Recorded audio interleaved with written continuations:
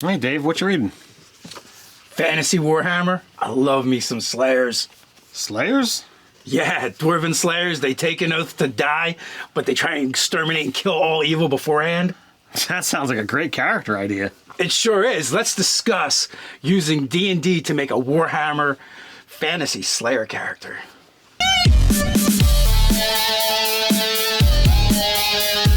Welcome to Nerdarchy. For nerds, by nerds. I'm Nerdarchy Dave, and as usual, I'm hanging out with this nerd.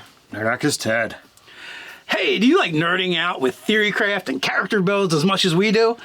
Then make like an angry dwarf punching a goblin in the face and hit that subscribe button. Never let another video sneak by as long as you click that notification bell. All right, before we discussing Dwarven Slayers from Warhammer, we got to take a moment to thank our sponsors, Easy Roller Dice. These folks have been with us for a long time. We love Easy Roller Dice. It's our dice of choice. Right now, they have a Kickstarter going on. Elite Metal Dice of Elven kind. That's so metal. And it's funny because we're going to be talking about dwarves, and the antithesis of a dwarf is probably enough. But these are gorgeous. Dice. Yes. It's metal dice. These things are gorgeous. You know, we've actually got a sample copy here, and the things are, as Dave says, they are gorgeous. Easy Roller Dice goes way above to put awesome unique fonts on their dice, and you know, if the ancient dragon dice weren't good enough, the elven dice certainly are. I love them both. Excited to have them. The bright colors that they have on this one that you can select are awesome. You can either do a seven-piece set of dice or 11-piece. Yeah, if you want those extra D6s and that extra D20 so you can roll with advantage, you got to check it out. The link is going to be down in the description. Come on, you know you need more dice. Apparently, ERD did not take into account elven accuracy, but that's okay. We'll let them slide. Check it out in the description. You can always buy more dice. That's true. All right. Warhammer Fantasy, the Dwarven Slayer. I'm a huge fan of the Gortrok and Felix series. I probably read about 15 books from it or so, more than a dozen. I'm not sure. They kept coming out, and I might have lost track, but Gortrok is one of my all-time favorite dwarves. So this is a dwarf who, you know, something bad has happened in their past, and they are now seeking death, specifically in combat. You know, there's definitely some ties to that, you know, Klingon, esque Star Trek stuff. It's got to be an honorable death, too. They can't just commit suicide or kill themselves. They describe the Slayers as like being a cult. I'm going to cheat and go to our notes here to read something, from that world. Only a great act of shame or a broken oath can drive a dwarf to seek redemption at the shrine of Grimnar and solace in an honorable death. So they have to die in combat, and they're not going to just like seek out someone and throw the fight. They have to give their all. They want overwhelming odds. They want a superior foe. They want to die in furthering the aims of dwarf kind. So there is a lot of awesome lore that we can steal and use. But at the same time, if we take those aspects and we say, well, what type of character is that mechanically? How do I build something like that? And we combed through all of the D&D 5th edition to find out what attributes fit. Now, this is not going to be your standard character build, where we're going to theorycraft. We're going to theorycraft. But if you want to see us do this, take the research that we have now and make Gortrok, let us know in the comments down below whether you want to see us do that. And if we get enough people to say it, then maybe we will. There's only one race to look at, and that is dwarf. You can either go hill dwarf or mountain dwarf. Doesn't matter. Duergar is probably not going to work. I don't think. I mean, you could do it, but if you're trying to stay true to the Warhammer Fantasy. Well, if you look at the lore of our D&D races, hill dwarf, mountain dwarf, they're not hugely different. Mechanically, the hill dwarf is going to give us an extra hit point per level, very useful for this type of character. Or whether you want to get a +2 to strength and a +2 to constitution, very mechanical, heavy on this type of build. Now, that being said, the +1, the +2 to con, +1 to wisdom could also be very useful when we start looking at other things. Now, but when we look at the Duergar, lore-wise, we're going to fail. by their lore, they are passionless. They don't exhibit emotion. And that is the core of what this idea is. They are remorseful. They are distraught over the things that have happened.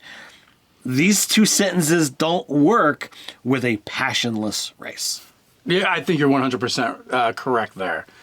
So that limits us to Dwarf and Hill or Mountain. From there, we can look at background. Well, background doesn't actually matter for Slayer because you had a previous life. And that life may have nothing to do with why you are now a Slayer. You could have seen a loved one die and you feel like you failed them and that's why you've taken your oath. Or perhaps there was an accident and you were involved and you feel responsible. So that's why you've taken your oath. I believe even I've seen one of the Slayers, they wore a prosthetic beard because they lost their beard in an accident and they took the oath. Now, granted, you have far more knowledge about Slayers than I do. I've seen and done a little bit with them, but I will say that while the background doesn't necessarily attribute, I would say Outlander getting access to survival. So while the background doesn't necessarily have to fit, if we go with Outlander, that's going to give us access to survival. So you could pick a background solely for what skills you're going to get because you want them for where this character is eventually going to go. So now we're going to look at the different classes and see what kind of classes actually would make a good Slayer. Now, there's a couple things you need to know about a Slayer. First of all, one of the first things they do is they chuck their armor. They have total disdain for armor because they don't want something to stand between them and their doom. So they're not worried about it. But we're building a D&D character, and while the character may want to find their doom, as a player, I want to enjoy this character for as long as possible, so I'm not in a hurry for them to find that doom. So the best way to do that is to have something that's going to allow us to calculate an unarmored armor class. Yes. For that reason, we throw Barbarian as well as Monk into the mix. We feel like both of them could work very well. I actually like the Monk in the sense that they describe the Slayers as a cult, right? So a monastic tradition, I don't think that's that far removed from that. And, then when you have Barbarian, well, you're talking about, these dwarves that they're driven by their passion, by their rage at this point. So that totally works as well. But we're also looking at someone who is incredibly martial. We're talking about someone who has already done quite a lot within Dwarven society. And typically, Dwarven fighter is your go-to. There's a lot of lore where dwarves spend time as soldiers before they're even, adults. So therefore, they're going to have access to martial prowess. That leads me directly towards fighter. Yeah, any of the martial classes would work. You could go fighter, you could go paladin, you could go ranger. I think mixing any of those with either monk or barbarian is working towards a really cool Slayer. But now we can kind of delve in and look at each specific class and the subclasses that we think work. So starting with Barbarian, you have Berserker, which totally works. Anything that makes a character extra tough is good for a Slayer, or extra effective in combat. They're both really good for a Slayer. Berserker, you can get that bonus action attack. Frenzy, it's not the greatest, but thematically I think Frenzy really works. But they also get things like Mindless Rage and Intimidating Presence, which that's the other thing that I think works really well. But that's not the only Barbarian subclass that fits into this theme. Anytime that you have someone who really goes above and beyond, someone who's willing to basically, push themselves beyond mortal ken, we have the path of the Zealot. Now, I know what you're saying. A character who is seeking death yet is the easiest at being resurrected might not fit, but that is the only aspect of this character that doesn't necessarily fit. Divine Fury, that could just be, their racial heritage coming through, maybe it's a manifestation of the gods who believes that this, dwarf is on a proper path, and they're just looking to help get rid of some extra evil along the way. We also have fanatical focus and zealot presence. These are just great abilities that really stand up to exactly what this Dwarven Zealot, this Dwarven Slayer could really be. And thematically, it works too. I mean, what is a zealot but someone who's wholly and purely devoted to something? And they are, and that is seeking their doom. And like you had mentioned, one of the abilities of the zealot is the ability to be raised or resurrected easier than others. But technically, as a character, you can choose not to come back. But if you wanted to do something else where you convince them to come back, or you need to get them back for a reason, for a dwarven kind, that they're going to have to wait for their doom. But the other end of it too is if you totally ignore the part where you have to be willing.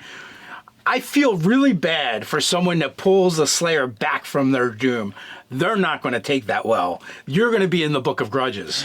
Absolutely. In the discussion off camera about this whole aspect, I have actually created a whole Dwarven stronghold that I'm going to put in our world, completely dedicated to this idea right here. Dwarven Slayer Zealots. It's going to become canon at some point in time in my world. Where they keep them on ice just in case they need to bring them back for a specific purpose? Yes. Because a lot of times Slayers become a Slayer of a particular thing, and it's usually an enemy of Dwarven kind. They just want to eradicate that thing until they die. There is going to be an area in a vault that there are, elite Dwarven warriors completely equipped, ready to go kill whatever is necessary. And they are in a magical stasis that, the keeper, the like priest, General Repose or something along those lines. And the priests look after them. And when word calls that we need, Ragnar the Slayer or Feskar the Unkillable, all right. Let's go bring Who's been killed at some point. Of course. But, there's this whole organization that they go and retrieve them if they've failed and put them back up for their next mission, when or if that happens. Or I'm still in building. This literally just happened yesterday that I began writing this. But, yeah, it's going to happen. All right, so for Fighter the base class, everything's a win for creating a Slayer. Everything is going to be useful. Fighting styles, action surge, second wind, all of it, Indomitable. all of the extra attacks, everything winds up, allowing this type of character to achieve success on the battlefield. And literally the fighter gets the most amount of attacks. Coupled with the extra action surges, they can shell out more swings with their weapon than anyone else. So, yeah, definitely a thing. So subclasses, Battlemaster with your maneuvers is going to make you a more skilled warrior. Champion with Remarkable Athlete, as well as that improved critical range, going to be a great choice as well. Again, once you start adding in those massive amounts of extra attacks that the fighter can do, that is only going to further increase the amount of criticals that the champion is going to do.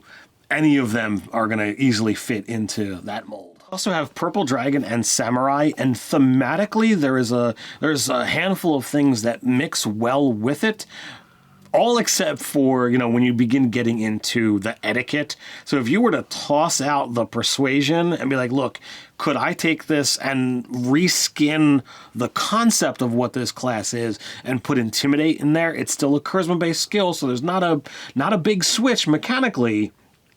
I think it'll work. Yeah, so those two subclasses could work with a little tweaking. The thing about Slayers, they have a lot of presence to them, but it is not in the persuasion way. It's more in the intimidating way. Like you said, they're terrifying and frightening. So anything like that are all abilities I think works really well for them, whether they're just sitting in a tavern getting drunk or on the battlefield. They're just scary individuals, and it really it should be. There is this concept of the aura, and while there is not a whole lot of classes that are going to give off a fear aura, that would be something that these guys really should have. So next up we have Monk. Monk is a very physically superior class, because it builds on so many different things, and a lot of aspects of the monk, the increased movement, the martial prowess, the advantages on, different saving throws, unarmored defense, unarmored attacks. This is going to fit well with someone who is seeking death. Like, okay, well, you know what? I'm going to kill whatever's around me. Oh, you knocked my weapon out of my hand? Fine, I'm just going to punch you in the face. That fits well with the monk. Now, also, if you play a mountain dwarf, you're going to get proficiency with hammers and axes, which if you go with hand axes and light hammers, they're simple weapons. So you can use those as a monk. Are they the best weapons? No. But as your martial arts die goes up, your damage with those weapons will go up as well. So you technically get better at using them, and you can still be pretty dwarfy even if you're not using a giant hammer or axe. Just using these smaller versions of traditional dwarf weapons would work pretty well. But we also have some other things to talk about there. Drunken Master works really well. The abilities make you very versatile and a lot of mobility on the battlefield. But also one of the underlying things about the Slayer is they all tend to be terrible drunks, because when they're not fighting and killing and trying to die, they're trying to forget. So, all of them are heavy drinkers, even for dwarves. So thematically, Drunken Master fits perfectly. Mechanically, there's not a whole lot of abilities that stem to exactly what the Dwarven Slayer, takes. But if you're looking to add monk into the mix, the Drunken Master is pretty awesome. But if we want to look at mechanical choices, you could absolutely go with the Kensai. They are damn near perfect for what this is, because you, again, get into all of the great things that you have with a monk with superior weapon training with the Kensai. Yeah, what the Kensai is really going to add in is the fact that now you can use some of those dwarven weapons, traditionally like a battle axe or a warhammer. You still can't use weapons with the heavy property, but that's okay. And also, even just because you're a Slayer doesn't mean you can't use ranged weapons. So throwing hammers and things of that nature is going to work really well too. So we also have Way of the Long Death, and here we have a mixture of of theme and mechanics that work out really well. Way of the Long Death is a monk that is essentially seeking death, so it really does fit with the overarching theme of what a Slayer is. Someone who is, at some point in time, I see down the road, I will have death, and there you go. Every one of their subclass abilities actually work really well, because they are about, it either makes you more effective or tougher, or affects your mind, or allows you to affect the minds of others with fear effects. The only ability is like their death touch at the highest of levels. That one doesn't fit thematically with our Slayer, but everything else pretty much does. And if you don't go all the way up in your levels and you throw in some fighter levels or barbarian levels or other martial classes, I think that'll work nicely. So all in all, I think those are some stellar choices for monk. What do we have next? Next up, we have the Paladin. All right, now we talked loosely about the characters, or the Slayers, having to take an oath, and they are dedicating their lives to a cause. So when you first started talking about, let's make this Slayer, my brain was like, fighter barbarian, done. But as we got into the lore and got into, more of the research of it, it's like, no, this really is someone who is, making a proclamation. That is, in every way, shape, or form, what a paladin does. So a paladin, you're going to need that charisma. But the Slayer has a presence anyway, so that's not a big deal. The hardest part is, wanting to be able to pump up that charisma to be better with, some of your abilities as a paladin. That part's going to be hard. You need a high dexterity, high constitution for your armor class. So the stats for creating the Slayer could be a little tricky. So from our paladin, from our prime, we're going to get a fighting style, and we're going to get smite. We're also going to get our first aura that's going to make us better at saving throws, and our allies better at saving throws. So those things are all going to be useful, but I pretty much see this character taking Paladin for the fighting style and smites. There won't be very much spellcasting going on, which is fine, because Slayers in Warhammer don't cast spells anyway. And if we're a barbarian while we're raging, we just sack out spell slots for smite. Well, Rage Smite is a fun thing, and we actually had done a character build on that inspired me to actually make and now play the character that I'm playing on Thursday nights. So really, there's only one oath that makes sense for a Slayer, unless you make the Slayer oath, which would totally fit for a Paladin. Which would be so cool. We even discussed a little bit of that, like having an unarmored defense that's based off of your charisma. But no, Oath of Vengeance for sure. Yeah, I mean, there isn't any other listed, official Paladin oath that would fit for a Slayer. They are out for blood. They are out to kill, and in their minds, it's kill or be killed. There is no run. There is no fleeing. So, it wouldn't be hard to see them like, all right, I'm just going to kill it, and therefore dishing out the most amount of damage. Enmity, you're going to die. I'm going to do some extra damage. Yeah, exactly. The Channel Divinity is great for them. It's either you're either afraid of me or I'm going to be really good at hitting you. So calling out a particular enemy, that's very Slayer-like in my opinion. They're looking for the big bad on the battlefield and they want to go toe-to-toe, mano-a-mano with that person in particular. Pretty much every single Paladin ability from there on just fits everything but their top tier 20th level ability, which is kind of where they become like an angel type being. Maybe not so much that one, but we wanted to throw some Barbarian in anyway, so we're not going to see 20th level. Right. So next up, we're going to look at Ranger, and let's face it, when we look at a creature that stalks and kills prey, even if that prey happens to be powerful demons and monsters, that leads us directly to Ranger. So Ranger from the base class, you're going to get favorite enemy, and you're also going to get a fighting style. Now, the Ranger Slayer is more focused, more specialized. They are more of an expert on the monsters that are fighting and killing. Maybe our other Slayers don't care as much. There's like dead is dead. So that aspect, you might want to play up, perhaps that, you are learning the lore because you are seeking the most dangerous things that are out there. That doesn't mean you have to be the, spouting the lore on the battlefield. You're typically, yelling and screaming as you're charging across the way to hit the thing, but you can at least, get into that aspect if you so desire.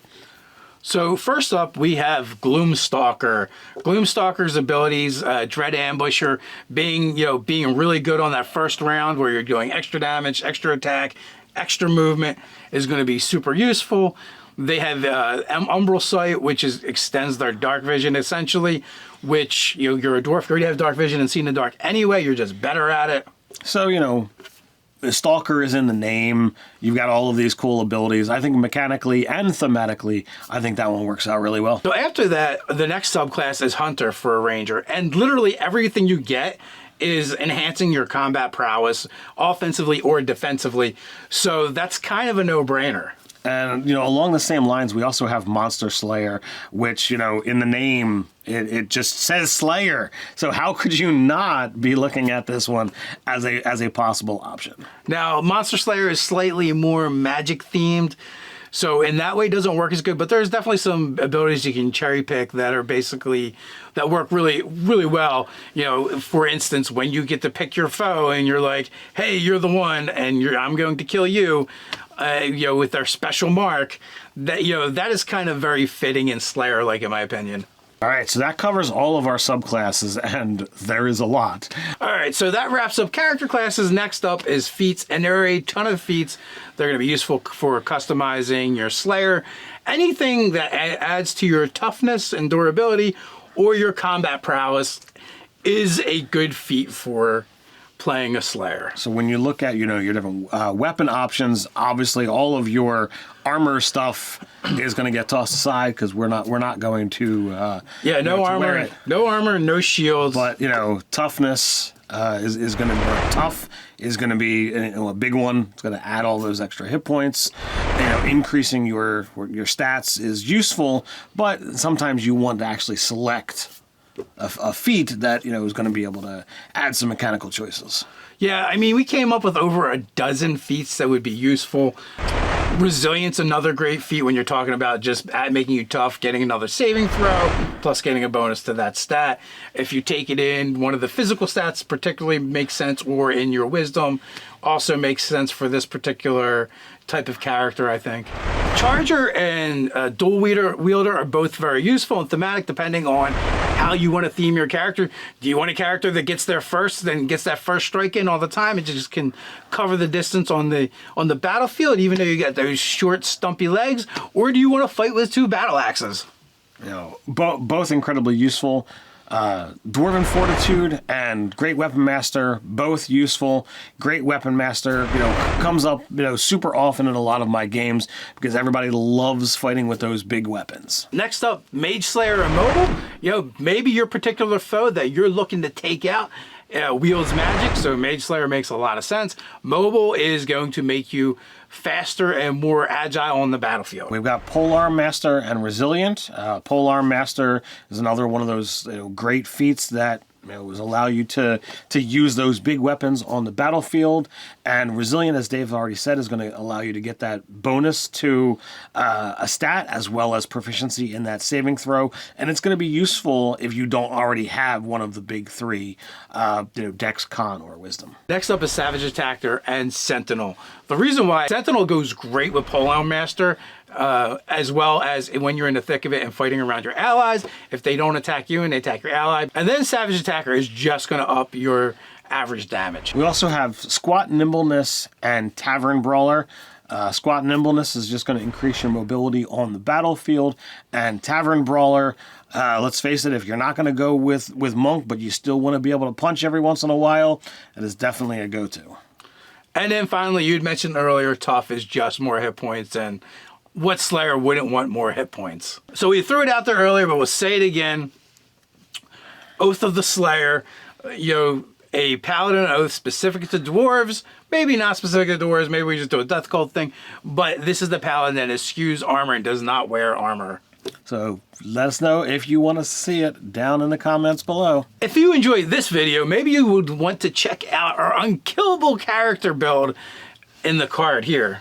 And if you want to kill it in your next session, why not support us over on Patreon? We do weekly hangouts with our patrons, monthly giveaways that our patrons are automatically entered, and more.